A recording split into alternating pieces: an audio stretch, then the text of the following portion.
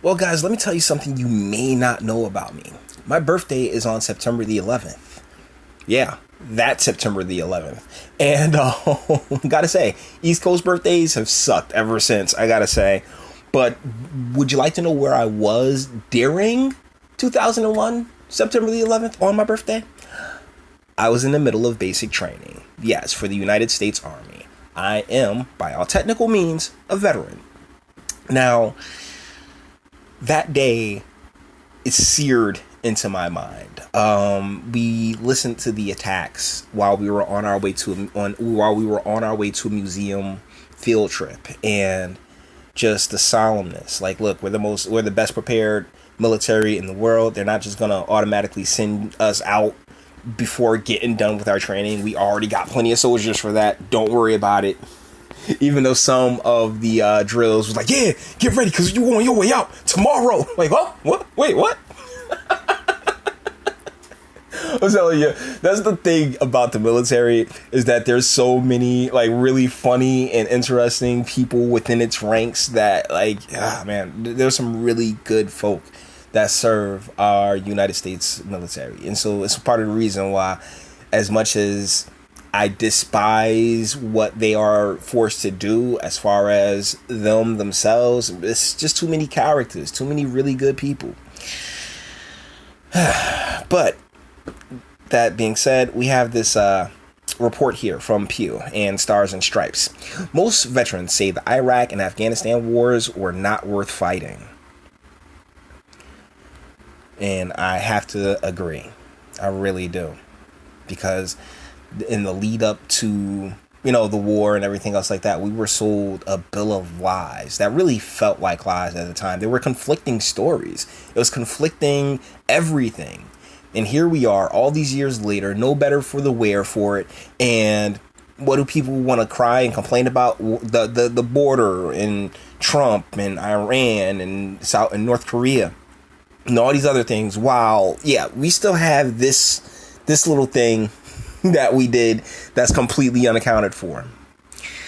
About 2/3 of veterans think the Iraq war was not worth fighting, and more than 50% think the same about their war in Afghanistan, according to the Pew Research Center.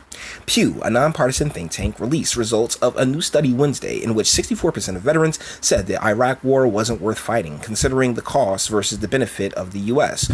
of the ongoing war in Afghanistan. 58% of veterans said the same.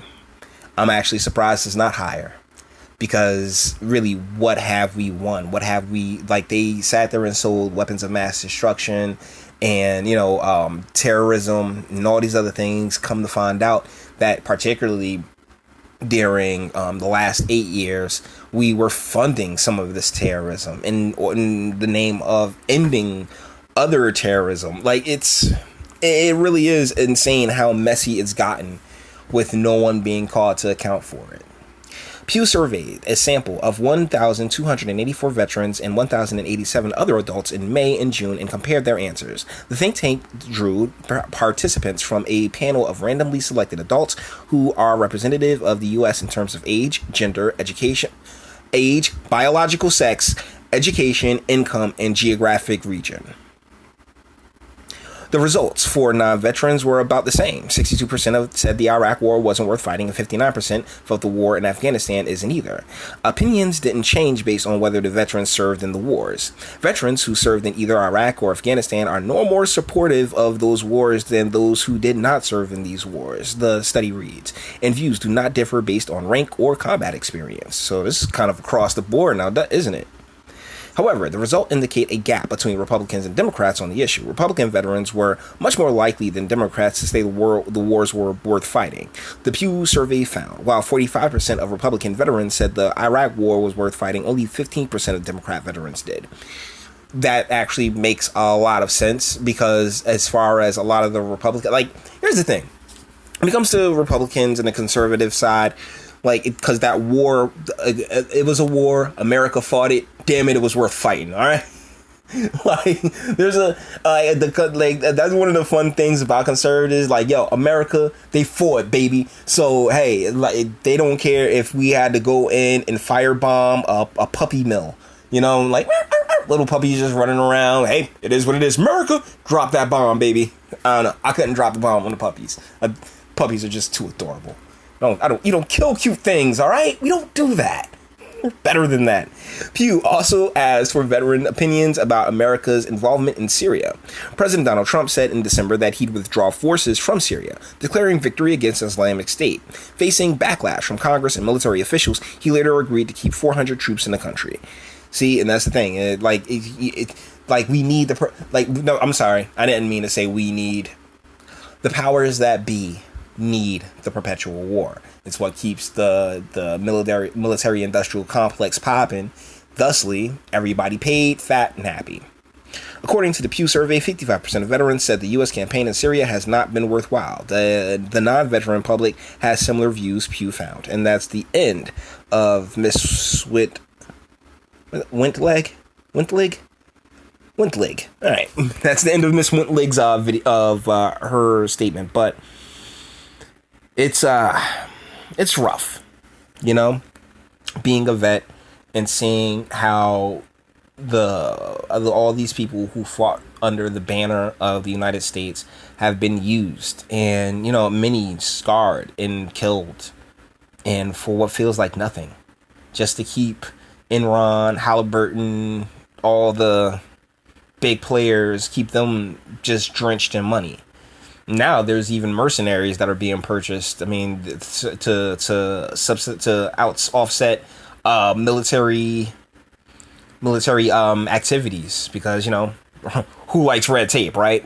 So with that being said, guys, this is sad. And this is part of the reason why I really got into politics as well, because the people, these guys here in this picture, they're just serving the country. They're following orders. And the deal is that, who's giving these orders and why is just as important as the orders that they are literally beholden to. Trust me. One of the first things I saw when I got to basic training was this drill sergeant. And he goes, I hate that Army of One, because that was the big thing at the time, was the Army of One recruitment tool. He's like, no, you ain't no damn Army of One. Like, bro, I need you to be on point. When we in that foxhole together, I need you to be on point. There's no Army of One. We a team here, family. It makes a lot of sense, don't it? So, that being said, if you liked it, toss me a like. Dislike it, I ain't scared of you. Sub if you enjoy my fantastic voice and enjoy getting articles and videos like this every single day. Share, because sharing is caring, and YouTube's definitely not going to do it. And speak. Let me know. What do you think? Were they worth fighting? Do you think did we get anything out of Afghanistan and Iraq? Anything tangible? Other than, hey, other than the highest military budget in human history. That's it. Until the next one.